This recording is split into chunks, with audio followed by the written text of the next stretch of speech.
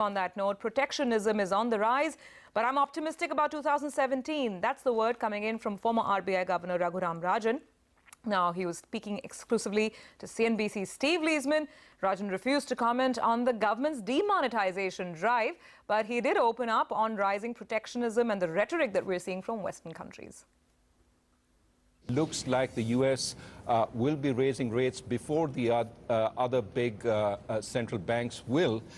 So that's one factor in dollar strength. The second is the U.S. economy is strong, and if in fact we get a fiscal boost, it may run even stronger than many people anticipate. That's another reason for dollar strength. But the third possible reason for dollar strength, and this is less understood, is if you do impose tariffs, for example, on imports, then that is also going to add to dollar strength in a certain sense. The effects of technological change have been with us for 20 years.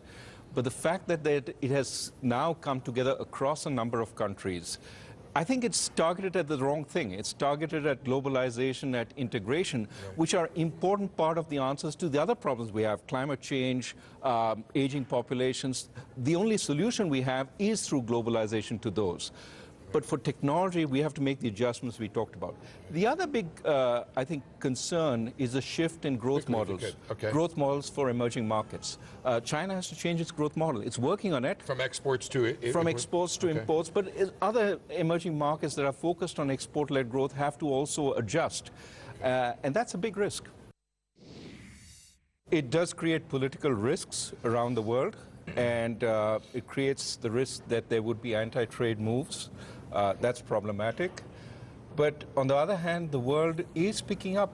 Once again, at the beginning of the year, we are optimistic about global growth for 2017.